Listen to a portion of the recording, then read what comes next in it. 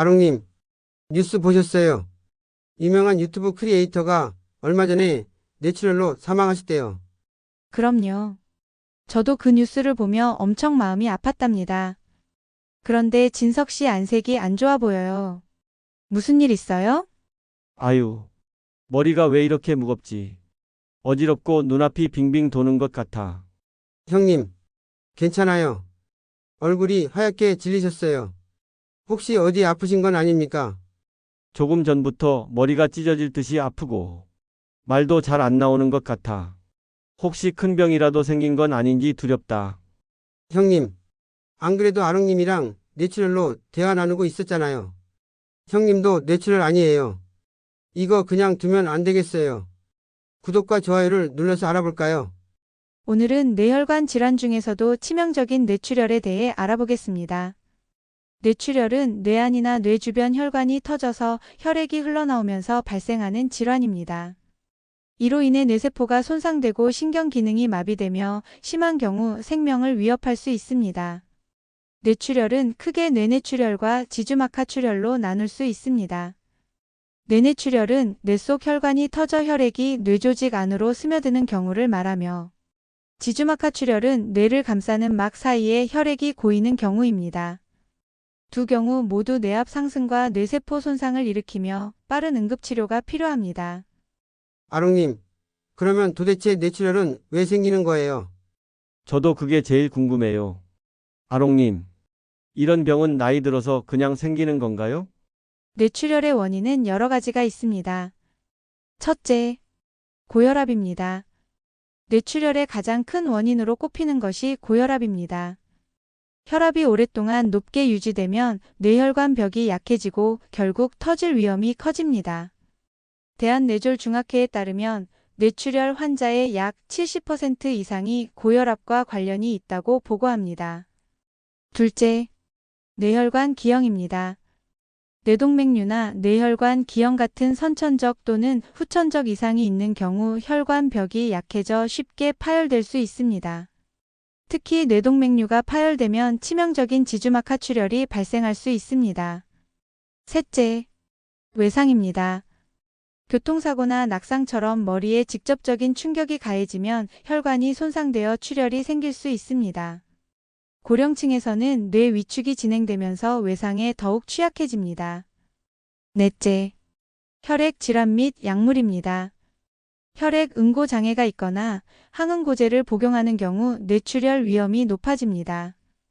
또한 과도한 음주도 혈압을 높이고 혈관 건강을 해쳐 출혈 가능성을 증가시킵니다. 다섯째, 생활습관입니다. 흡연, 과음, 과도한 스트레스, 운동 부족은 모두 혈관 건강을 해치고 뇌출혈 발생 위험을 높입니다. 세계보건기구 WHO 역시 생활습관 교정을 뇌출혈 예방의 핵심 요소로 강조하고 있습니다. 아롱님, 결국 고혈압 관리와 생활습관 개선이 가장 중요하다는 말씀이군요. 아롱님, 저는 그동안 혈압약을 가끔 빼먹고 술도 자주 했는데 이제는 큰일이 날 수도 있다는 걸 알겠어요. 뇌출혈은 발생 즉시 뇌 압력을 높이고 뇌세포를 손상시킵니다. 짧은 시간 안에 뇌 기능이 무너질 수 있기 때문에 신속한 응급치료가 무엇보다 중요합니다. 따라서 원인을 알고 미리 관리하는 것이 생명을 지키는 길입니다. 형님, 이제라도 생활습관을 고치고 정기 검진을 받으셔야 합니다. 그래야 이런 무서운 병을 막을 수 있겠어요. 그래, 진덕아.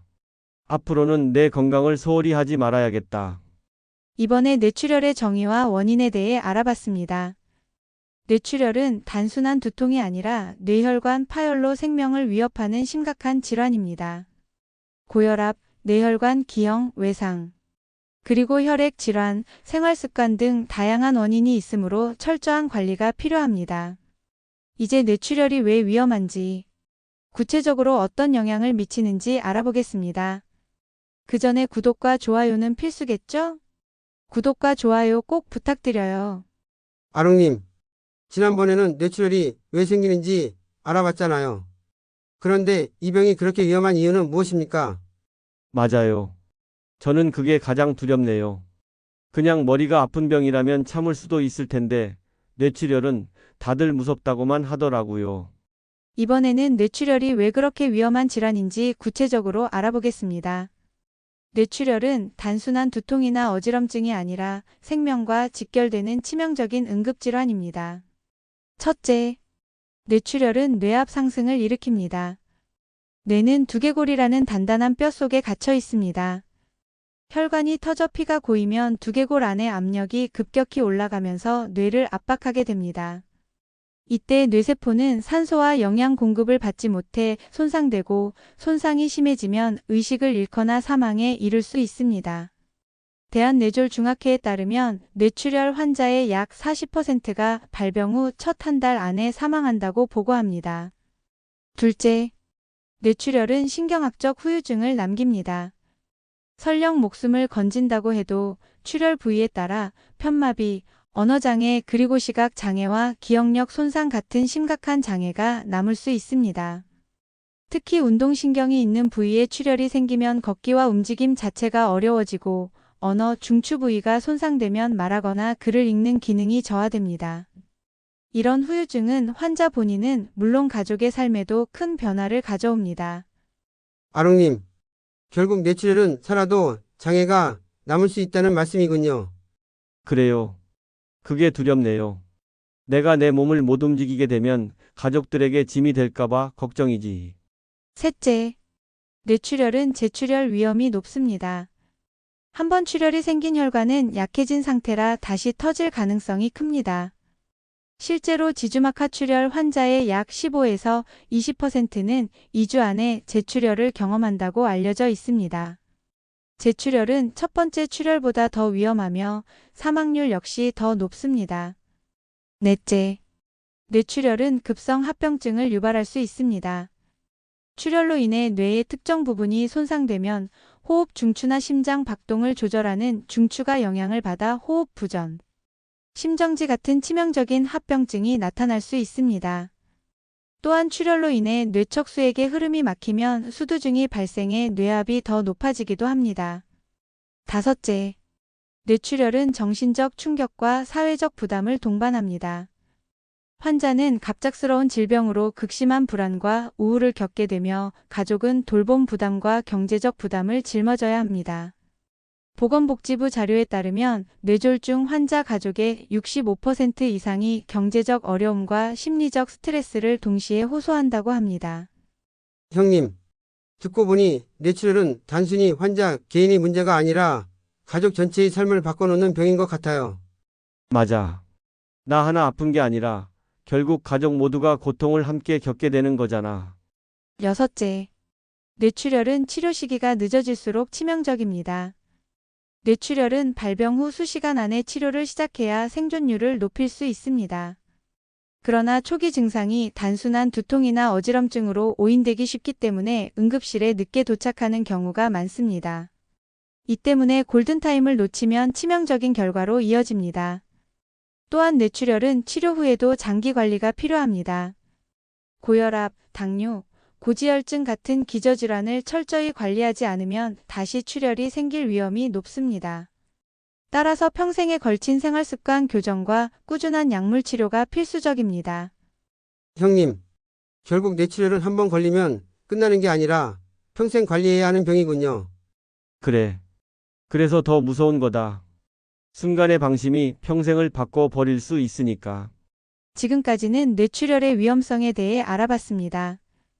뇌출혈은 뇌압 상승과 신경학적 후유증, 재출혈 위험 그리고 급성 합병증과 사회적 정신적 부담까지 동반하는 치명적인 질환입니다. 무엇보다도 발병 후 빠른 치료가 생사를 가르는 중요한 요소라는 점을 반드시 기억해야 합니다. 이제부터 뇌출혈의 초기 증상에 대해 자세히 알아보겠습니다. 조기 발견이야말로 뇌출혈을 막고 생명을 지키는 첫걸음이기 때문입니다. 이 첫걸음이 가벼울 수 있도록 구독과 좋아요를 한 번씩 눌러주세요. 형님, 지난번에는 뇌출혈이 왜 그렇게 위험한지 알아봤잖아요. 그렇다면 혹시 뇌출혈을 초기에 알아차릴 수 있는 방법도 궁금하지 않아요? 맞아. 그거 참 궁금하네. 만약 미리 알 수 있다면 목숨을 구할 수도 있을 테니까. 지금부터 뇌출혈의 초기 증상에 대해 알아보겠습니다. 뇌출혈은 갑작스럽게 발병하는 경우가 많지만 사전에 나타나는 신호를 알아차리면 조기 대응이 가능합니다. 문제는 많은 사람들이 이런 증상을 단순한 피로나 두통으로 오해한다는 점입니다. 첫째, 갑작스러운 극심한 두통입니다. 뇌출혈의 대표적인 초기 신호는 평소와 다른 경험해보지 못한 강도의 두통입니다. 마치 망치로 머리를 세게 맞은 듯한 통증이라고 표현하는 환자도 있습니다. 특히 지주막하 출혈의 경우 이런 번개처럼 오는 두통, 이 전형적인 증상으로 알려져 있습니다. 둘째, 어지럼증과 균형 상실입니다. 뇌출혈이 손해나 뇌관 부위에서 발생하면 몸의 균형을 잡지 못하고 비틀거리게 됩니다. 단순히 어지럽다고 넘기기 쉽지만 50세 이후 갑작스러운 균형 장애는 반드시 주의해야 합니다. 셋째, 말하기 어려움과 언어 장애입니다. 말을 하려는데 단어가 잘 나오지 않거나 발음이 어눌해지고 문장을 매끄럽게 이어가지 못하는 경우가 있습니다. 이는 뇌출혈로 언어 중추가 손상되면서 나타나는 초기 증상입니다. 형님, 며칠 전에도 형님 말씀이 조금씩 어눌해지셨던 것 같은데 혹시 그게 신호였을 수도 있었겠네요. 그랬을지도 모르지. 그때는 피곤해서 그런 줄만 알았는데 지금 생각하면 무섭구나. 넷째, 편측마비나 감각 이상입니다. 뇌출혈이 한쪽 뇌에서 발생하면 반대쪽 팔다리에 힘이 빠지거나 감각이 둔해집니다. 이를 흔히 반신마비라고 합니다. 갑자기 젓가락을 놓치거나 발걸음이 끌리는 식으로 나타나기도 합니다. 다섯째, 시각장애입니다. 한쪽 시야가 보이지 않거나 물체가 두 개로 보이는 복시가 생기기도 합니다. 뇌출혈로 시각을 담당하는 뇌 부위가 손상되면 이런 증상이 나타납니다. 여섯째, 의식 저하와 구토입니다. 뇌출혈로 뇌압이 상승하면 구토와 함께 의식이 흐려지는 증상이 동반될 수 있습니다. 특히 갑자기 구토를 하고 의식이 희미해지는 경우는 응급 상황이므로 즉시 병원으로 가야 합니다. F는 얼굴 마비, 어는 팔 힘 빠짐, S는 언어 장애, T는 시간을 의미합니다. 이런 증상이 나타나면 즉시 응급실로 가야 한다는 뜻입니다. 아롱님, 결국 작은 신호라도 놓치지 말아야 한다는 말씀이군요. 평소와 다른 두통이나 말 어눌함과 팔 다리에 힘이 빠지는 증상이 나타나면 바로 병원에 가야 한다는 거죠? 특히 중장년층에서는 고혈압, 당뇨, 고지혈증 같은 기저질환이 흔하기 때문에 이런 증상이 나타나면 단순한 피로나 스트레스로 치부해서는 안 됩니다. 초기에 병원을 찾으면 출혈 정도가 심하지 않을 때 수술이나 약물 치료로 회복 가능성이 높아집니다. 또한 뇌출혈은 초기 증상이 잠깐 나타났다가 사라지는 경우도 있습니다. 이를 일과성 허혈 발작이라고 하는데 잠깐 괜찮아졌다고 안심하면 큰 출혈로 이어질 수 있습니다. 따라서 증상이 사라져도 반드시 검사를 받아야 합니다. 형님, 이제는 머리가 조금만 아파도 그냥 넘기시면 안 됩니다. 특히 갑작스러운 두통은 반드시 의심해야 해요. 그래. 나도 이제는 내 몸 신호를 소홀히 하지 않고 바로 대응해야겠구나. 지금까지 뇌출혈의 초기 증상에 대해 알아봤습니다. 갑작스럽고 극심한 두통, 어지럼증과 균형 상실, 말하기 어려움, 편측마비, 시각장애, 구토와 의식 저하 등이 대표적인 신호입니다. 작은 증상이라도 방심하지 말고 즉시 병원을 찾는 것이 생명을 지키는 길입니다. 이제 뇌출혈을 예방하는 방법과 가장 좋은 운동에 대해 알아보겠습니다. 생활 속 실천이 뇌 건강을 지키기에 아주 중요하기 때문입니다. 그 전에 구독과 좋아요는 누르셨는지 확인 한 번씩 부탁드려요. 형님, 지난번에는 뇌출혈이 초기 증상에 대해 알아봤잖아요. 그런데 혹시 이런 무서운 병을 예방할 수 있는 방법도 있는지 아롱님에게 여쭤볼까요? 그래. 나도 그러려고 했어. 이제는 병에 걸리기 전에 막는 게 더 중요할 것 같아. 네, 제가 말씀해 드릴게요. 이제 뇌출혈을 예방하는 방법과 가장 효과적인 운동에 대해 알아보겠습니다. 뇌출혈은 치명적이지만 생활 습관을 바로잡고 꾸준한 운동을 통해 위험을 크게 줄일 수 있습니다. 첫째, 혈압 관리입니다. 뇌출혈의 가장 큰 원인은 고혈압입니다. 따라서 혈압을 꾸준히 측정하고 필요하다면 약물 치료를 병행해야 합니다. 대한고혈압학회에 따르면 고혈압 환자가 혈압을 정상 범위로 유지하면 뇌출혈 위험을 절반 이하로 줄일 수 있다고 보고합니다. 둘째, 금연과 절주입니다.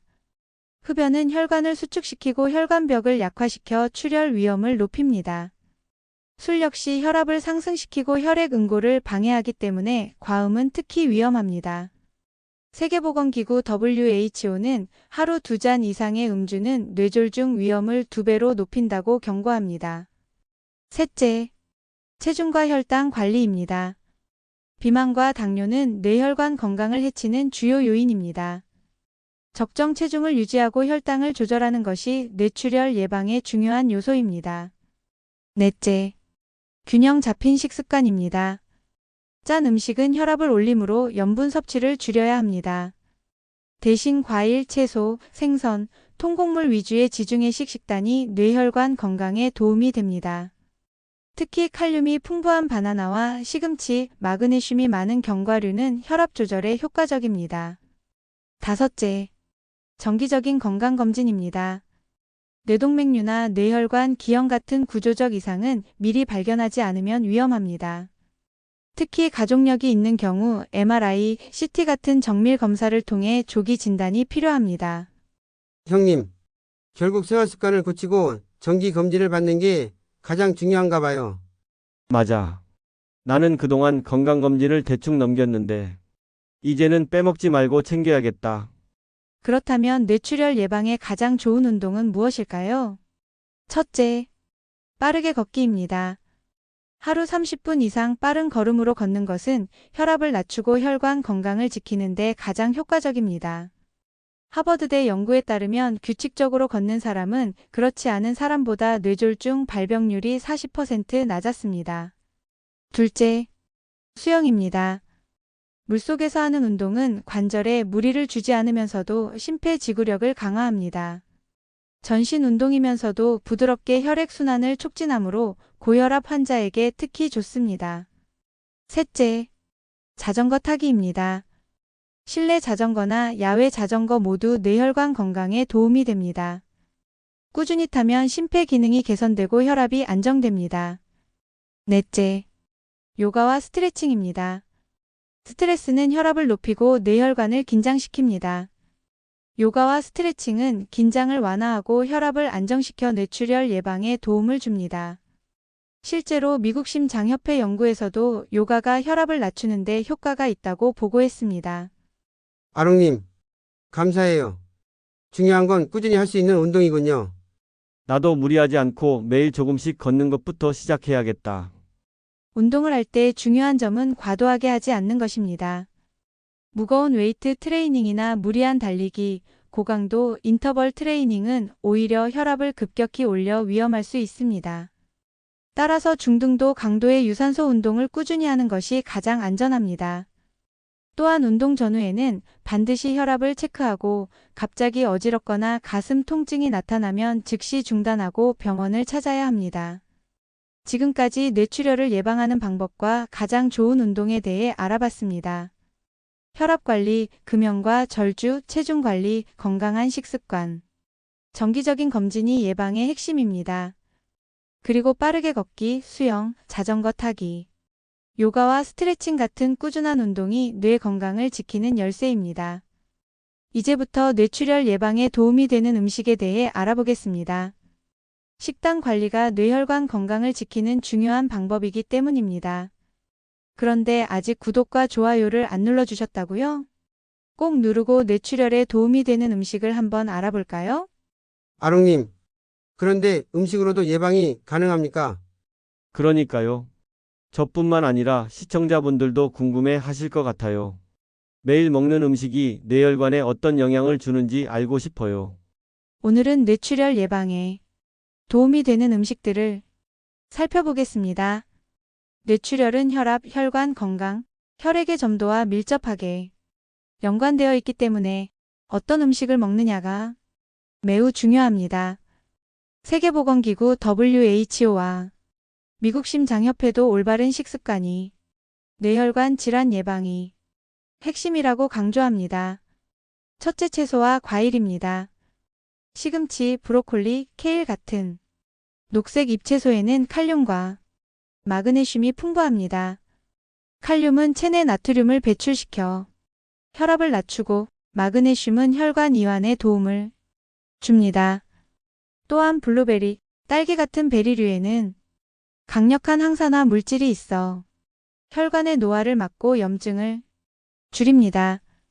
하버드대 연구에 따르면 매일 과일과 채소를 5회 이상 섭취한 그룹은 뇌졸중 발병률이 30% 낮았습니다. 둘째 생선입니다. 연어, 고등어, 정어리 같은 등푸른 생선에는 오메가3 지방산이 풍부합니다. 오메가3는 혈중 중성지방을 낮추고 혈관 염증을 줄이며 혈액을 묽게 만들어 혈관 막힘과 출혈성 뇌졸중 위험을 동시에 줄여줍니다.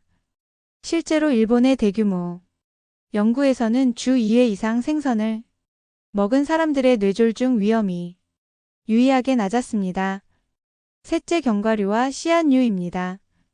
호두, 아몬드, 아마씨, 치아씨드는 불포화 지방산과 비타민 E가 풍부하여 혈관벽을 보호하고 혈압을 안정시킵니다. 하루 한 줌의 견과류가 뇌졸중 위험을 낮춘다는 연구 결과도 있습니다. 단, 소금이나 설탕이 첨가되지 않은 제품을 선택해야 합니다. 넷째 통곡물입니다. 현미, 귀리, 보리, 퀴노아 같은 통곡물은 식이섬유가 풍부해 혈당을 안정시키고 혈압 조절에도 도움을 줍니다. 정제된 흰쌀이나 흰빵 대신 통곡물을 섭취하면 뇌혈관 건강이 개선됩니다. 다섯째 콩류입니다. 두부, 콩, 렌틸콩에는 식물성 단백질과 이소플라본이 풍부합니다. 이소플라본은 혈관 내피 기능을 강화하고 여성 호르몬 에스트로겐과 유사하게 작용해 혈관을 보호합니다. 여섯째 올리브유입니다. 지중해식 식단의 핵심인 올리브유는 단일 불포화 지방산과 폴리페놀이 풍부해 혈관 염증을 줄이고 혈액순환을 원활하게 합니다. 아롱님, 결국 자연 그대로의 음식을 먹는 게 뇌출혈 예방에도 좋다는 말씀이군요. 가공식품 대신 채소, 생선, 견과류 같은 음식을 먹어야겠어요. 또한 뇌출혈 예방을 위해서는 피해야 할 음식도 있습니다. 짠 음식, 가공식품, 튀김류, 단 음료와 과도한 당분은 혈압을 높이고 혈관을 손상시킵니다. 특히 염분 섭취는 고혈압을 악화시키는 주요 요인이므로 하루 나트륨 섭취를 2000mg 이하로 줄이는 것이 권장됩니다. 세계적으로 권장되는 식단은 지중해식 식단과 DASH 식단입니다. 지중해식 식단은 채소, 과일, 생선, 통곡물, 올리브유를 중심으로 하고 DASH 식단은 혈압을 낮추는 데 특화된 식단으로 저지방 유제품과 채소, 과일, 통곡물을 강조합니다.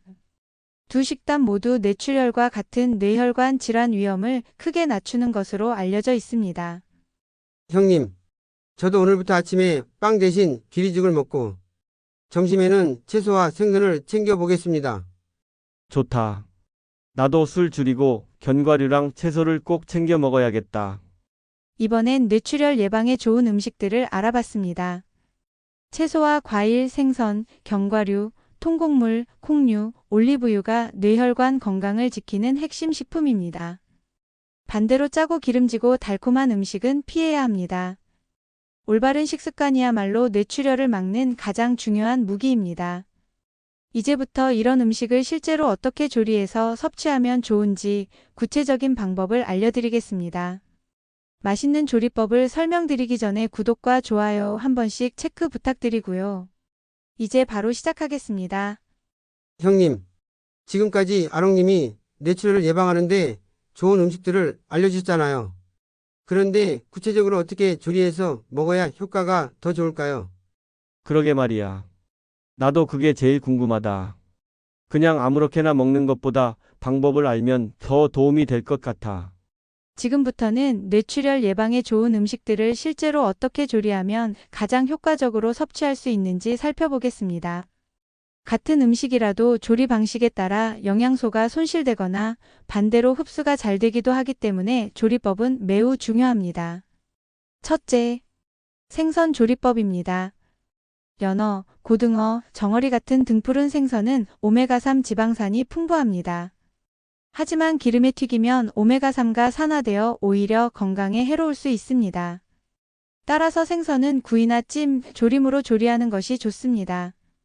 특히 올리브유를 살짝 둘러 구우면 혈관에 좋은 불포화 지방산이 함께 작용해 더 큰 효과를 얻을 수 있습니다. 둘째, 채소와 과일입니다. 녹색 잎채소는 가능한 한 신선하게 먹는 것이 좋습니다. 하지만 토마토처럼 열을 가해야 영양소 흡수율이 높아지는 경우도 있습니다. 토마토의 라이코펜은 익혔을 때 체내 흡수율이 크게 올라갑니다. 따라서 생채소와 익힌 채소를 균형 있게 섭취하는 것이 중요합니다. 과일은 주스로 만들면 식이섬유가 줄어들기 때문에 가능하면 통째로 먹는 것이 더 좋습니다. 셋째, 견과류와 씨앗류입니다. 아몬드, 호두, 아마씨, 치아씨드는 불포화 지방산과 항산화 성분이 풍부합니다. 단, 소금이나 설탕이 첨가된 제품보다는 무염, 무가당 제품을 선택해야 합니다. 하루 한 줌, 약 25g 정도가 적당합니다. 요거트나 샐러드에 곁들이면 더욱 맛있게 섭취할 수 있습니다. 넷째, 통곡물입니다. 현미나 귀리, 보리는 흰쌀과 섞어 밥을 지으면 소화가 잘 되고 영양도 풍부합니다. 아침에는 귀리죽이나 오트밀을, 점심이나 저녁에는 현미밥을 먹는 식으로 배치하면 부담 없이 꾸준히 섭취할 수 있습니다. 다섯째, 콩류입니다. 두부, 두유, 렌틸콩 스튜 등은 소화가 잘 되고 단백질이 풍부합니다. 콩을 삶아 샐러드에 넣거나 국이나 찌개에 활용하는 것도 좋은 방법입니다. 단, 가공된 콩 스낵류보다는 자연 그대로의 콩을 조리해서 먹는 것이 훨씬 건강합니다. 여섯째, 올리브유 활용법입니다. 올리브유는 발연점이 낮기 때문에 튀김보다는 샐러드 드레싱이나 저온 조리에 활용하는 것이 좋습니다. 토마토, 브로콜리 같은 채소에 살짝 뿌려 먹으면 지용성 비타민과 항산화 성분의 흡수를 높여줍니다. 형님, 결국 중요한 건 기름에 튀기지 말고 자연 그대로의 방식으로 조리하는 것이 핵심인가 봐요. 맞다. 음식의 본래 영양소를 지키는 게 제일 중요하다는 걸 이제 알겠다. 또한 나트륨 섭취를 줄이는 조리법도 중요합니다. 국이나 찌개를 끓일 때 소금을 줄이고 천연 재료인 다시마, 멸치, 표고버섯 등으로 맛을 내면 혈압 조절에 도움이 됩니다. 음식의 간을 강하게 하기보다는 재료 본연의 맛을 살리는 것이 좋습니다. 간단한 하루 식단 예시를 들어보겠습니다. 아침에는 귀리죽에 블루베리와 아몬드를 곁들이고, 점심에는 현미밥과 연어구이, 시금치 나물을, 저녁에는 두부 샐러드와 채소 수프를 먹는 식입니다. 이런 식단은 뇌혈관 건강을 지키는 데 매우 효과적입니다. 형님, 이렇게 들으니까 생각보다 어렵지 않네요. 그냥 조금씩 바꾸는 습관이 뇌출혈 예방에 큰 도움이 되는군요. 그래. 오늘부터는 식단을 하나씩 바꿔야겠다. 건강은 작은 습관에서 시작되는 거니까. 여러분, 오늘은 뇌출혈에 대해 알아봤습니다. 생선은 기름에 튀기지 않고 구이나 찜으로, 채소는 생으로 또는 가볍게 조리해 섭취하고, 견과류와 통곡물, 콩류는 가공하지 않은 상태로 먹는 것이 가장 좋습니다. 작은 습관이 모여 뇌혈관을 지키는 강력한 힘이 됩니다. 여러분, 오늘은 뇌출혈에 대해 알아봤습니다. 유익하셨나요? 유익하셨다면 구독과 좋아요 부탁드리고요. 여러분이 궁금하신 주제에 대해 댓글을 남겨주신다면 영상 제작에 참고하겠습니다. 오늘 영상은 여기서 마무리하겠습니다. 우리 다음에 봬요.